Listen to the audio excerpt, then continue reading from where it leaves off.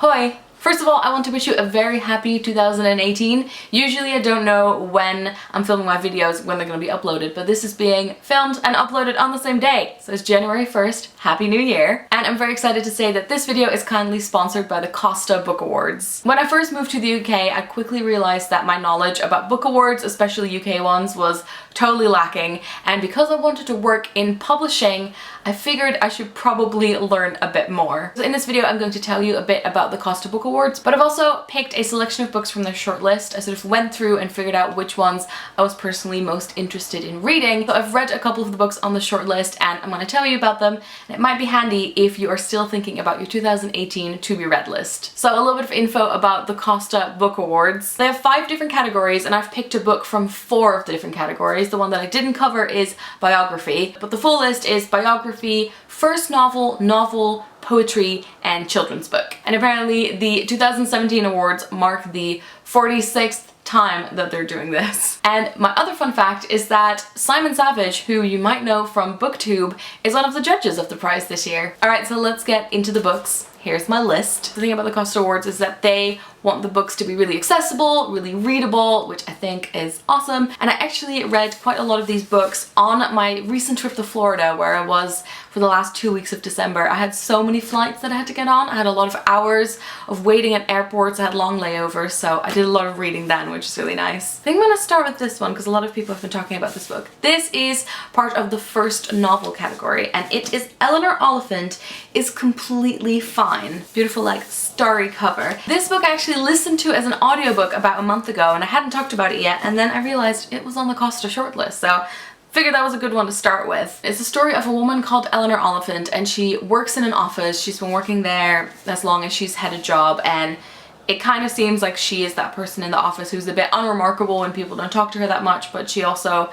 behaves in a way that people think is a bit weird. You follow her daily life, her routine. She seems to not really have any friends, very often doesn't talk to anyone on the weekend, just stays at home, except for the phone calls she has with her mother. And as you read the book, you discover that there's definitely more to her than you think there is. There's a dark side to her past, but because of certain events that happen, she also sort of starts getting in touch with people and talking to them and opening up, and it is, whew, it is really funny as well, but it's definitely a bit more hard-hitting than I thought it was. Pretty sure it's set in Scotland. I'm remembering the audiobook and they had like really heavy accents. One of the things that I loved as well is that there's some Jane Eyre references in there, although it's not actually mentioned that much, but that's just kind of like a fun thing to pick up on. I like that it's a bit of an unusual book, but a really touching one at the same time. And it also has that aspect that I love where, for example, if you have someone that ends up on a different planet or in a different time and they don't really know anything about the world that they're in, for Elinor, a lot of that is like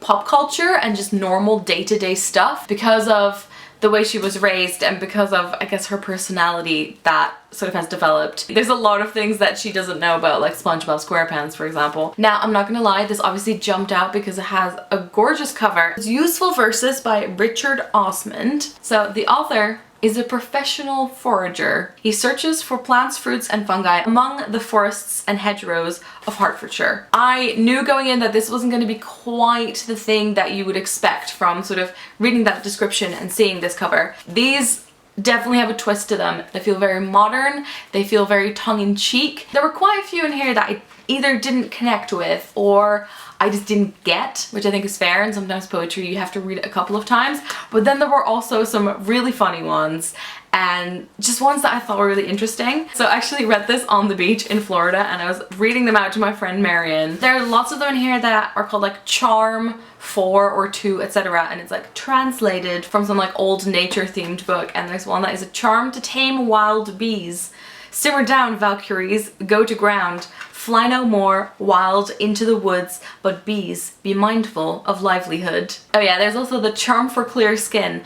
Pimple, pimple, little spot, you shall not build here, you shall not. I mean, it's quite long, but that's how it starts, and I love that. It's definitely not a sort of like romantic, like walk through nature. It has a lot of different twists to it, and it does interesting things with the way that the poems are built up. Okay, I'm gonna save the children's ones for last. So next up I have the one from the novel category, and it is Camilla Shamsie's Home Fire. Now this is one that I hadn't heard about before, so I was sort of reading through all the descriptions of the books on the shortlist, and this one jumped out sounding really interesting. And then I was watching my friend Rosianna's favorite books of, I think it was like autumn and winter video, and she was talking about this book. It had a totally different cover. The US one is like a color, almost like a colorful like paper cutting of a flower. So this is quite a different approach. But she was talking about how it was one of her favorite books that she's read in recent months, which is fun to hear and like funny to see how different people come across books in different ways. This is a modern retelling of the play Antigone. I think it's pronounced Antigone. In Dutch, I think we say Antigone. It's like a classical play that I had to do an assignment for in high school.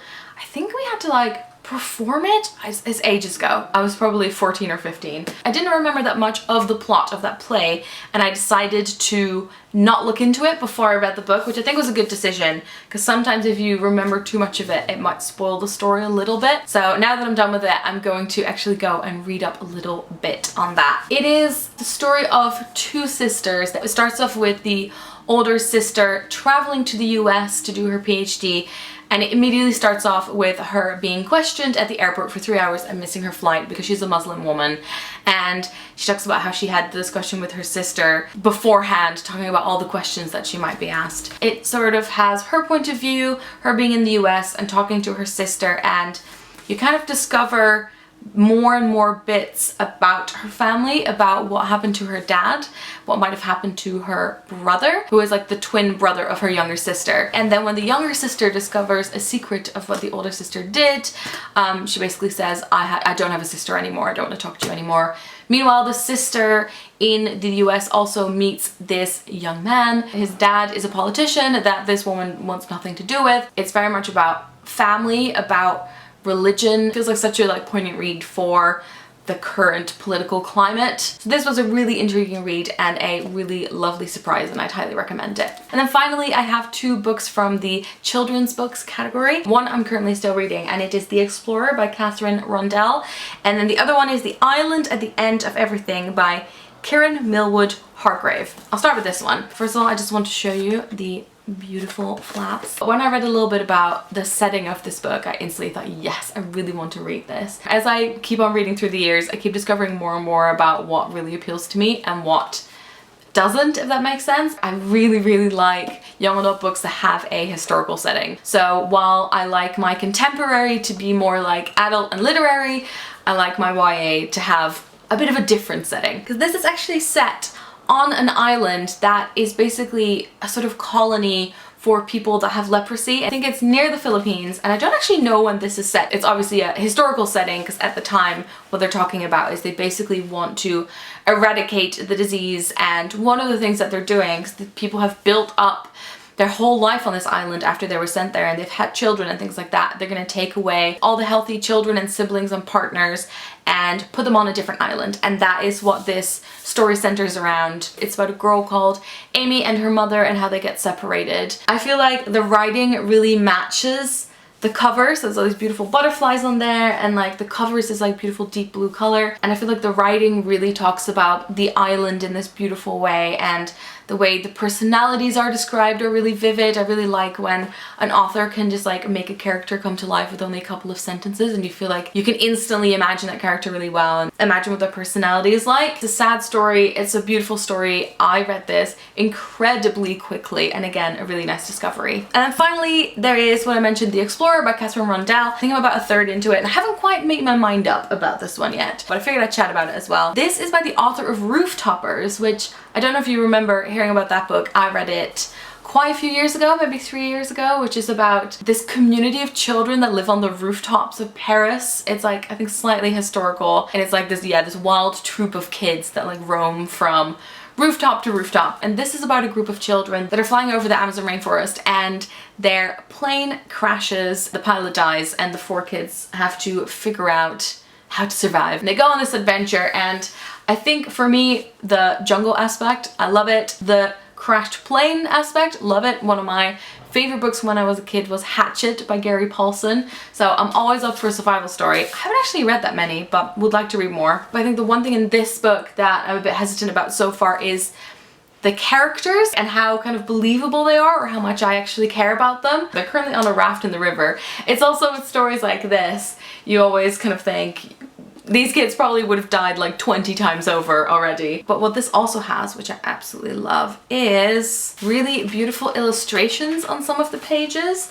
And they're different ones as well, depending on what part of the jungle they're in. The great news is that the winners for all the different shortlist categories are being announced on January 2nd. You might be watching this on January 2nd if you watch it the day after I upload it. And then afterwards, at the end of January, they're also gonna pick like one final winner across all the categories. I think the two favorites that I read were probably these two, so Home Fire and The Island at the End of Everything. If you need a bit more reading inspiration and you wanna go look through all the different shortlisted books, I'll put a link to that in the description, along with all the books that I talked about. I think that that's it. I'm so excited for a new year of reading. If you've read any of the books on the shortlist or the ones that I talked about in this video, do let me know in a comment below. Thanks to the Costa Book Awards for working with me on this. Thanks so much for watching. Doei!